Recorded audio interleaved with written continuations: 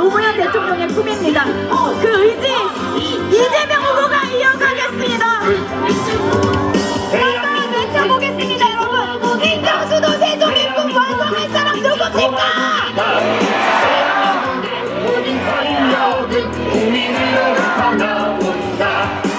대란 중심, 회복과 성장.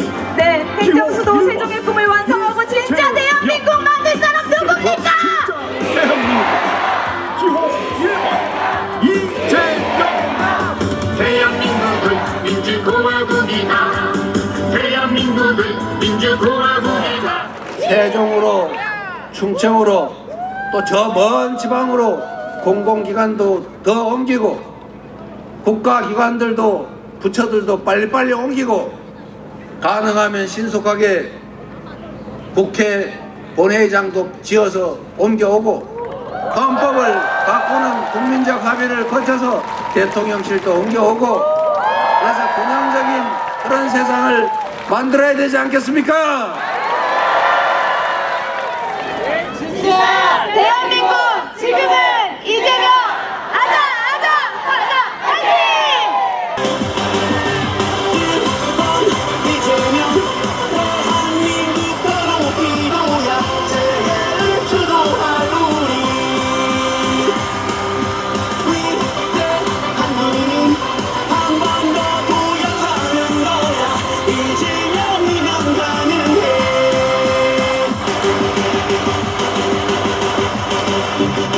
새 시대 미래 만드는 이재명이면 정말 가능해. 위대한 대한국민과 함께 한다면 정말 가능해. 1번 이재명 대한민국 더 높이 둬야 세계를 지도할 우리. 위대한 국민 한 번 더 도약하는 거야. 이재명이면 가능해.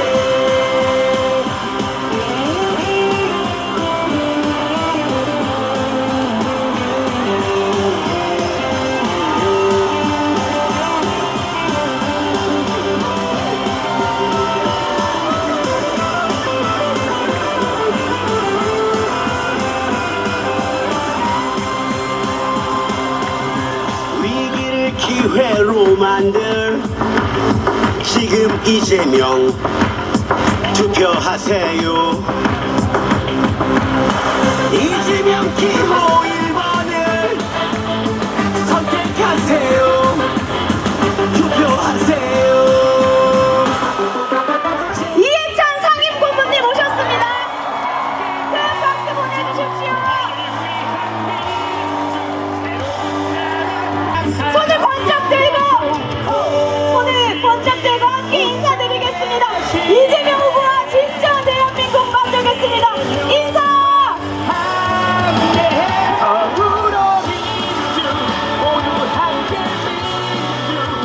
네, 여러분 꼭 승리하라고 우리 세종 충남 발전 이끌라고 다시 한번 뜨거운 박수와 함성 부탁드립니다. 이재명 대통령 만들 준비 되셨습니까? 네, 아주 뜨겁습니다. 여러분, 이 나라는 국민의 나라 맞습니까? 대통령이든 국회의원이든 시장이든 그가 행사하는 모든 권력, 그들이 사용하는 모든 예산 다 우리가 맡기고 우리가 낸 세금으로 이루어진 것 아닙니까? 그러니 그 권력과 예산은 당연히 우리 국민들의 더 나은 삶을 위하여 이 나라의 더 밝은 미래를 위해 제대로 쓰여져야 하는 것 당연하죠? 그런데 그들이 대체 무슨 짓을 했습니까? 나라를 지키고 국민의 생명과 안전을 지키라고 총, 장갑차 맡겨놨더니 권력을 위임했더니 그 권력과 총칼로 국민을 위협하고 국민의 기본권을 빼앗고 국민 주권을 부정하고 영원히 이 나라 권력을 혼자서 독차지하겠다는 이 절대로 용서할 수 없는 비상계엄 내란 행위를 하지 않았습니까? 책임을 물어야죠. 다시는 꿈도 꾸지 못하게 만들어야죠. 여전히 국가기관에 숨어있는 내란 잔존 세력들을 완전히 뿌리 뽑아서 그에 상하는 엄정한 책임을 반드시 물어야 되지 않겠습니까? 이번 대선이 바로 그 내란을 극복하고 민주주의를 회복하고 이 나라 주인이 국민이라는 사실을 다시 확인하고 증명하는 공간 아닙니까? 그런데 지금 묘한 일이 벌어지고 있지 않습니까? 내란 주요 임무 종사자들은 다 구속돼서 재판을 받고 있는데 내란 수괴는 뻔뻔하게 얼굴 들고 대로를 활보하고 강아지 데리고 산책하고 심지어 김문수 후보 지지합니다. 김문수 당선시켜주세요. 그게 우리가 살 길입니다. 이런 편지 보내고 있지 않습니까? 말이 됩니까 여러분? 조금 전에도 보니까 전광훈 목사가 우리 윤석열 내란 수괴가 보낸 편지를 낭독했다고 기사에 떴더군요. 제가 얼른 읽어봤어요. 제가 기가 차서 말이 안 나왔습니다. 이 내란 세력들 때문에 나라를 다시 반듯하게 되돌려 놓자고 우리 대통령 선거 다시 하는 것 아닙니까? 헌법재판소와 법원이 이거 명백한 위헌의 친위 군사 쿠데타 내란이다 판정해서 영장 발부하고 재판 중이고 헌법재판소는 파면 결정했는데 아직도 김문수 후보 내란 세력 우두머리 윤석열과 단절하겠냐 물어봤는데 아직도 대답을 안 해요. 전광훈 아스팔트 극우 목사와 눈물 흘리면서 슬퍼하면서 애정하시던데 단절할 생각 있냐 물었더니 눈물 흘린 일 없다는 거짓말을 하면서도 단절하겠다는 얘기는 끝까지 안 하고 있습니다. 투표는 총알보다 강합니다. 여러분의 투표로 여러분의 주권 행사로 내란 세력의 귀환을 민주주의의 완전한 파괴를 반드시 막아주시겠습니까? 자신 있습니까? 할 수 있습니까? 확실하지요? 믿어도 되겠지요?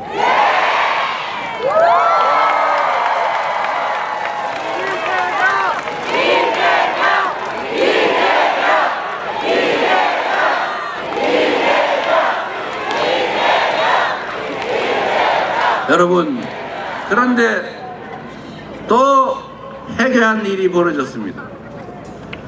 제가 여기 세종으로 오는 도중에 기자들이 갑자기 뭘 물어봤어요. 리박스쿨인가 뭐. 여기 학부모님들 많으시죠? 다른 건 모르겠는데 그 리박스쿨이 이승만, 박정희 연구하고 가르치는 곳인데 주로 하는 일이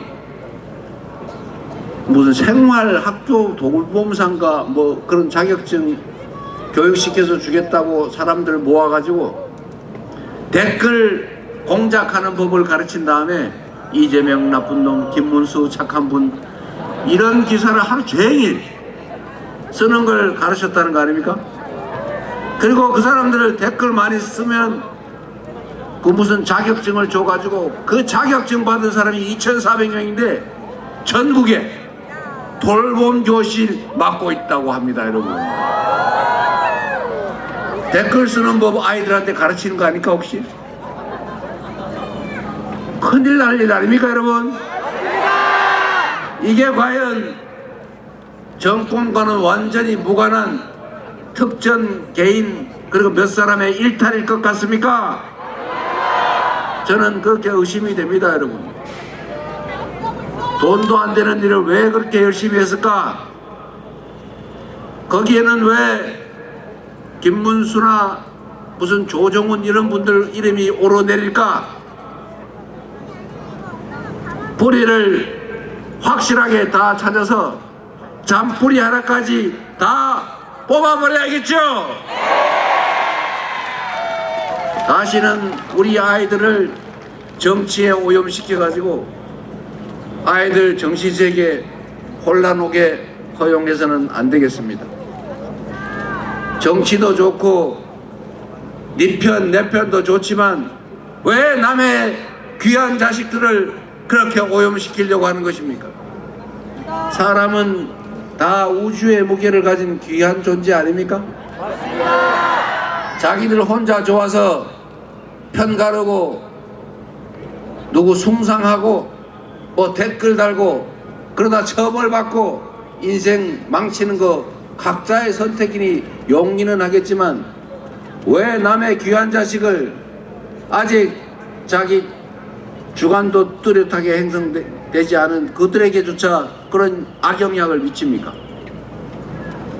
이것은 민주주의를 파괴하고 인간성을 위협하는 절대로 허용해서는 안 되는 폐악이다. 맞습니까, 여러분? 확실히 뿌리 뽑아야 되겠죠? 책임을 물어야 되겠죠? 다시는 이런 일 꿈도 못 꾸게 만들어야 되겠죠? 여러분이 해주시기 바랍니다. 제가 오다 보니까 세종에는 길가에 유난히 어린이들이 많더군요. 이 동네는 침투 안 했기를 바랍니다.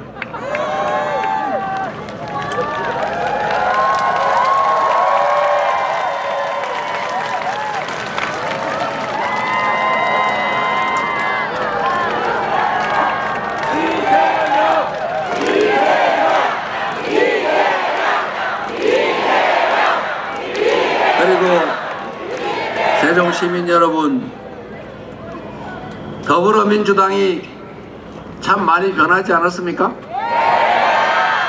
전에는 편갈라 싸우고 당원은 안중에 없고 정치는 국민이 하는 것이라고 하면서도 여의도에서 다 해버리는 그런 시절도 잠시 있었지요. 그러나 이제는 당원이 주인으로서의 실질적 권한을 행사하는 민주 없는 민주당이라는 그런 비난은 완전히 사라져버린 진정한 민주정당, 이기는 유능한 정당, 강한 민주당으로 확실히 거듭났고 지난 총선에서 사상 최대의 승리를 거뒀고 확고한 대한민국의 수권 정당으로 바뀌지 않았습니까, 여러분? 제가 이 말씀을 드리는 이유는 우리 더불어민주당의 큰 어른 이해찬 전 대표님의 역할이 너무 커서 제가 감사 겸 격려 박수 한번 부탁드리려고 했습니다. 여러분, 박수 부탁드립니다.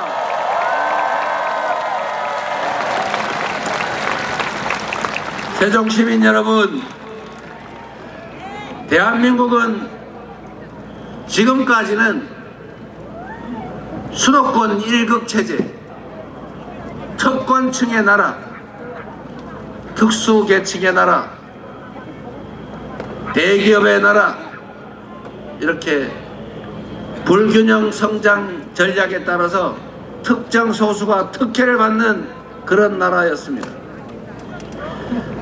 한때는 이 전략이 성공적이어서 우리가 부족한 자원이나 기회를 다 나누면 흩어지니까 대기업 몇 군데, 서울 특정 지역, 대도시 몇 군데, 특정 계층, 잘 배우고 잘난 사람 몇몇에게 특별한 혜택을 주는 이런 방식으로 대한민국이 성장해 왔습니다. 이 불균형 성장 전략 때문에 우리가 빠르게 성장해서 전 세계에서 해방된 식민지에서 해방된 나라 중에 유일하게 산업화와 민주화에 동시에 성공한 나라로 위대한 나라로 평가받았습니다. 우리 국민들의 정말로 눈물겨운 노력이 있었지만 국가 성장 발전 전략으로는 소위 요즘식으로 표현하면 몰빵 전략에 따른 것이었습니다. 한때는 이 몰빵 전략으로 특정 소수, 특정 영역이 엄청나게 많이 발전하면 그 떡고물, 낙수, 떨어지는 낙수로 많은 사람들이 혜택을 볼 때가 실제로 있었습니다. 그런데 여러분, 지금은 이 몰빵 전략이 한계에 다다랐어요. 수도권 한 군데에다가 집중하는 게 지방 소멸을 불러오고 있습니다. 이제 더 이상 견디기 어려운 상황으로 수도권은 미어터져 죽게 생겼어요.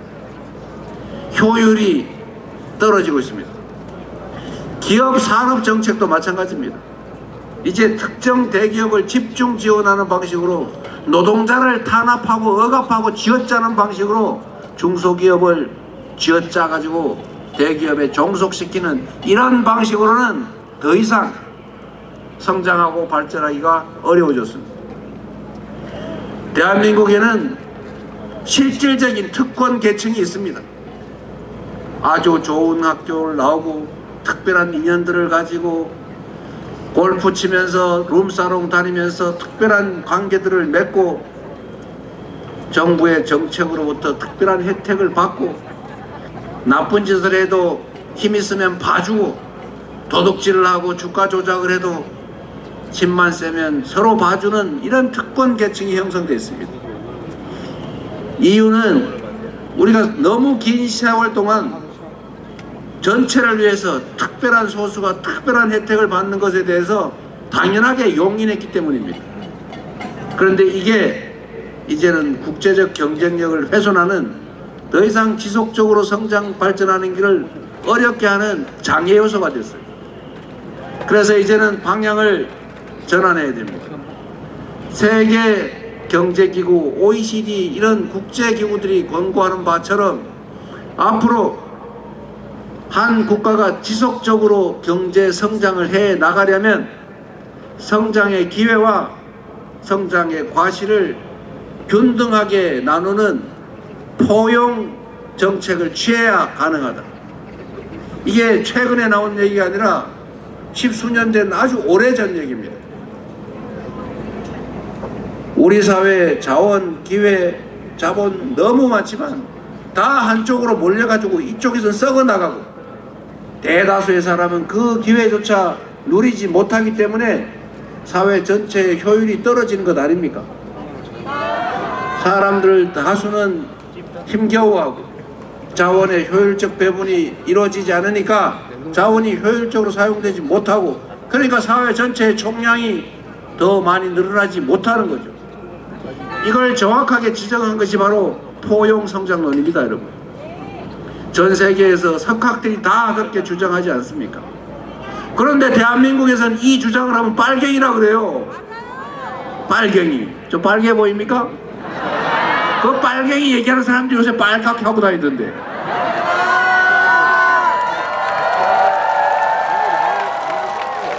그래서 여러분, 우리의 미래도, 즉 노후도, 우리 자녀들의 인생도, 이 나라의 미래도 좀 개선되려면 기회가 좀 더 늘어나야 될 것 아닙니까?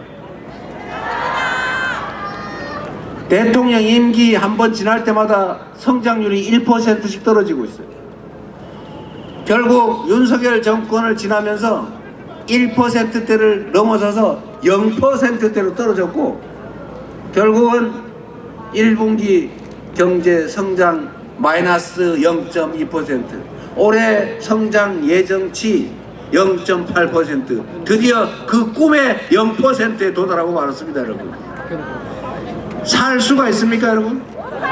다른 나라들은 그런 대로 견뎌내는데 대한민국만 0%를 지나서 이제 마이너스 지하실을 향해서 가고 있어요. 성장하지 않는다는 것은 기회가 줄어든다는 뜻입니다. 기회가 줄어든다는 것은 경쟁이 격화된다는 것이고, 경쟁이 격화되면 사회적 약자들의 삶이 힘들어집니다. 청년 세대가 힘들어지죠. 기회가 적어지니 경쟁이 격화되고, 경쟁이 전쟁이 되고, 결국은 이 잘 사귀어야 될 청춘 남녀들이 남녀로 편을 갈라가지고 싸움질하지 않습니까? 정치가 오히려 그걸 자극하고 선동하지 않습니까? 이 잘못된 정치에, 이 기회 부족에, 이 정말로 어려운 상황이 우리 국민들을 남녀로, 노소로, 색깔로, 지역으로 찢어 발기고 있어요. 서로 손잡고 더 나은 세상을 향해서 힘을 합치고 함께 가야 되지 않습니까? 그러려면 다시 성장해야 되지 않습니까?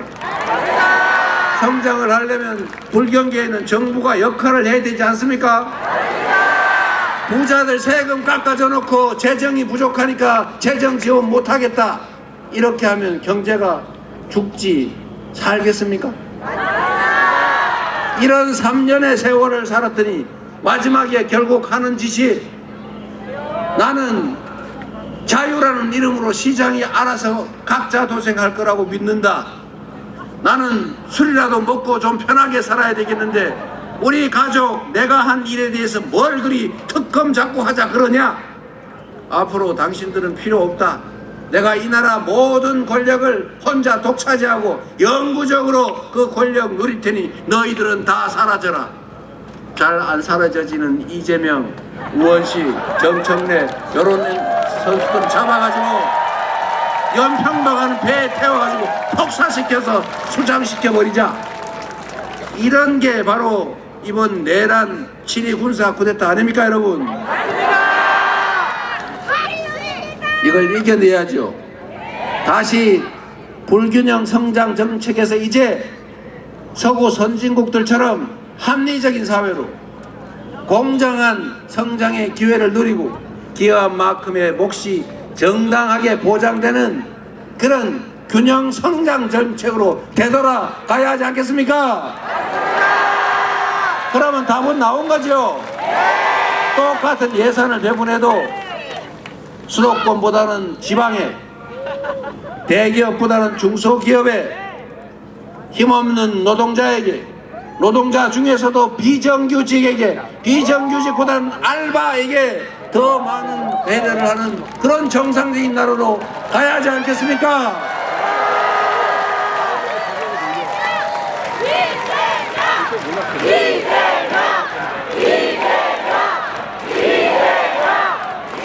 그래서 세종으로, 충청으로, 또 저 먼 지방으로 공공기관도 더 옮기고 국가기관들도, 부처들도 빨리빨리 옮기고, 가능하면 신속하게 국회 본회의장도 지어서 옮겨오고, 헌법을 바꾸는 국민적 합의를 거쳐서 대통령실도 옮겨오고, 그래서 균형적인 그런 세상을 만들어야 되지 않겠습니까?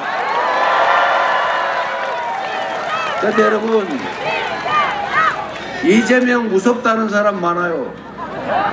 다른 사람 누가 대통령 돼도 되는데 이재명은 절대 안 된다고 거품 물고 반대하는 사람들 있죠? 그 사람들한테 꼭 물어보세요. 왜 이재명이 무섭냐고. 나쁜 짓 하지 않았으면 무서워할 필요 없다, 이렇게 얘기해 주시기 바랍니다. 지금까지 특권적 위치에서 특권, 특혜를 누려온 게 아니라면 정상적인 사회로 우리가 바꾸겠다는 이재명을 왜 무서워하냐? 오히려 반기고 즐거워해야 되지 않겠냐? 이렇게 말해주지 않겠습니까?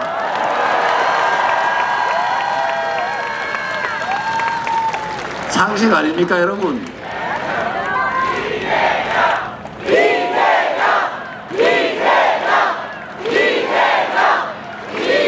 그들의 이재명을 두려워하는 이유는 명확하죠. 이재명은 이 사회 기득권자들 속에 있지 않았지 않습니까? 주류에 속하지 못했지요. 성남시장이 돼서 정부와 싸우고 그래서 엄청나게 그때도 매일 거의 매일 압수수색, 수사, 내사, 조사, 감사. 그러나 그때 당시에는 없는 사건을 만들지는 않더군요. 그러나 그 후에도 계속 거의 매일 수사, 감사, 압수수색, 조사 하더니 털다 없으니까 아예 없는 걸 만들어가지고 조작해서 기소해서 여기저기 그것도 찢어서 기소해놓고는 맨날 재판 받으러 다니라고 괴로우라고 변호사 비용 많이 내라고 그렇게 괴롭혔지만 우리는 그래도 죽지 않는다. 여러분 덕에 살아있지 않습니까 여러분? 저는 똑같은 조건의 성남시를 이재명 시장 이전과 이후로 완전히 다르게 만들었고 세종 시민들도 성남으로 이사가고 싶을 만큼 전혀 다른 성남시 만들지 않았습니까? 말을 안 해서 그렇지 성남시로 가고 싶었던 분 많잖아요. 똑같은 조건에서 경기도가 전국 1위의 평가를 받도록 만들었지 않습니까? 민주당을 약속한 대로 이기는 유능한 강한 민주정당으로 만들어냈지 않습니까? 이재명에게 기회를 주시면 검증된 실적으로 증명한 그 유능함과 국민에 대한 국가에 대한 충직함으로 지금의 대한민국과는 완전히 다른 새로운 대한민국 국민의 나라 진정한 민주공화국 진짜 대한민국을 확실히 만들어 놓겠습니다 여러분.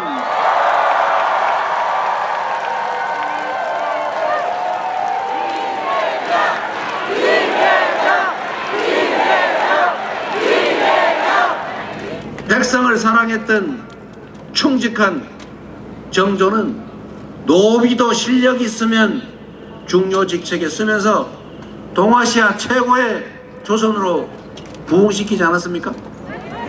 한 사람의 리더가 어떤 마음으로 어떻게 하느냐에 따라 그 사회는 망할 수도 흥할 수도 천국이 될 수도 지옥이 될 수도 있다는 것을 지난 3년 동안 윤석열 국민의힘 정권을 통해서 우리가 체감하지 않았습니까? 이번에는 바꿉시다. 이번에는 무슨 수를 써서라도 반드시 이겨야 합니다.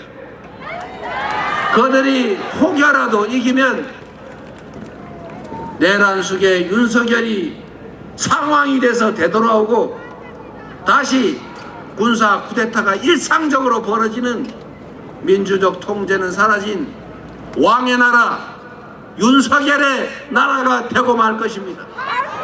어떤 일이 있더라도 반드시 이겨야 하고 그러려면 투표해야 하고 투표를 통해서 그들을 압도적으로 심판하고 압도적으로 응징해야 합니다 여러분.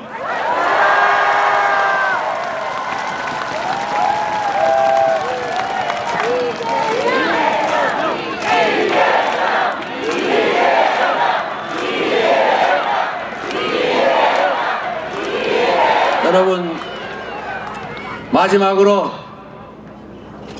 우리가 다짐을 하면서 저의 다짐도 말씀을 드리겠습니다.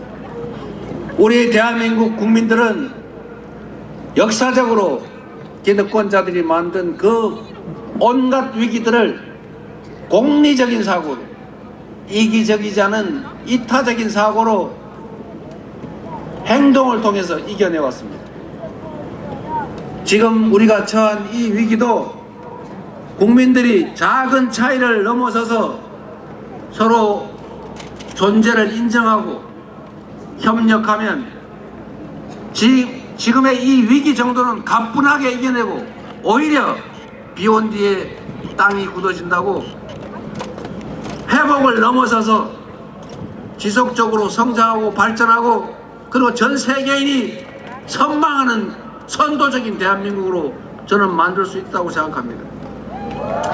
국민들은, 여러분은 이미 준비되어 있습니다.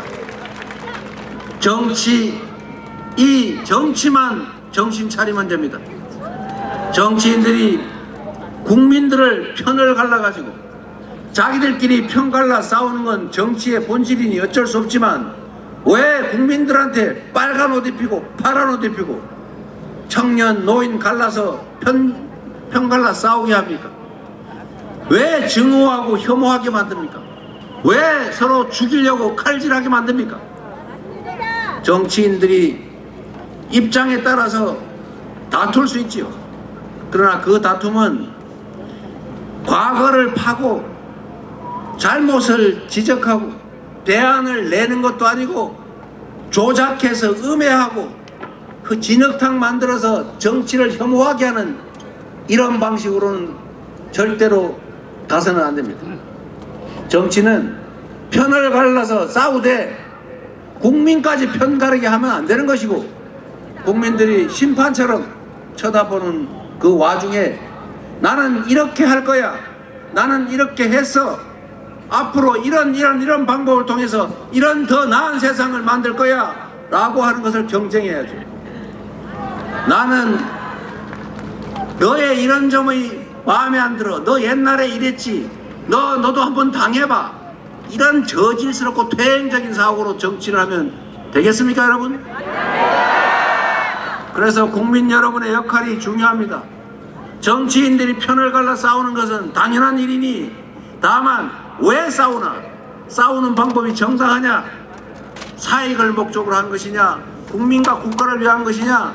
반칙하지 않냐? 주장에 거짓말은 없는가? 상대방 주장을 침소 봉대하고 조작 왜곡해서 음해하고 괜히 잘 되자고 싸우는 게 아니라 망하자고 싸우는 그런 집단이 있는지를 꼭 가려봐 주시기 바랍니다. 그래서 잘하면 칭찬하고 잘못하면 벌을 지고 영 대책이 없으면 이번에처럼 컷 해야죠.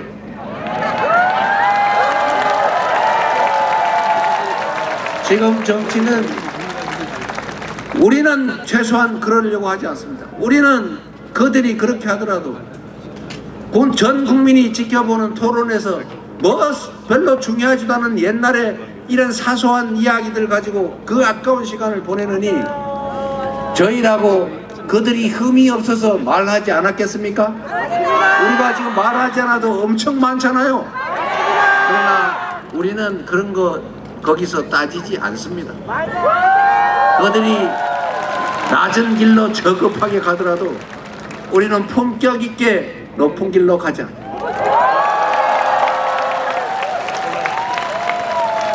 지금의 이 분열의 정치, 증오, 혐오의 정치를 반드시 극복해야 합니다.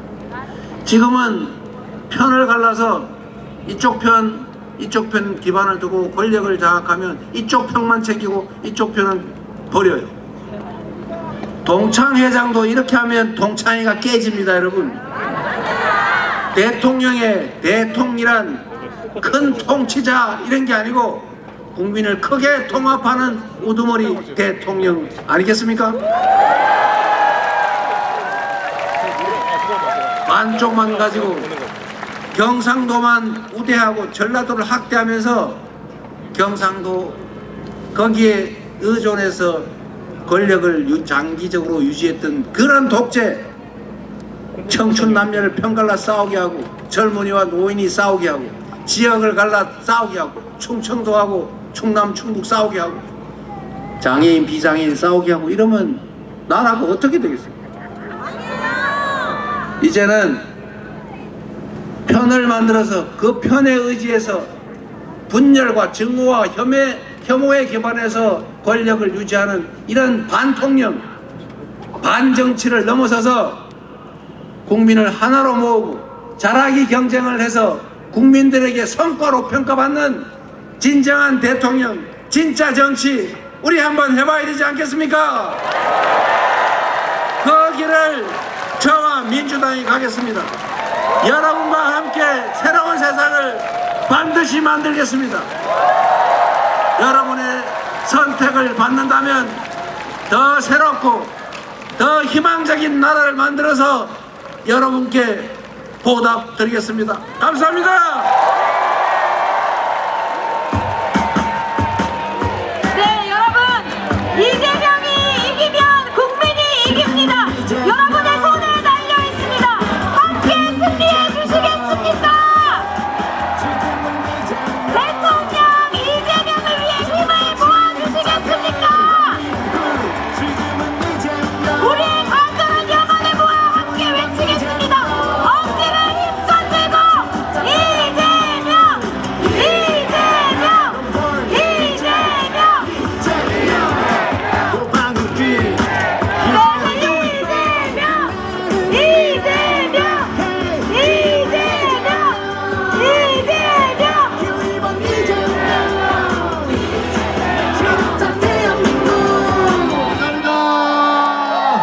다시 한번 외치겠습니다.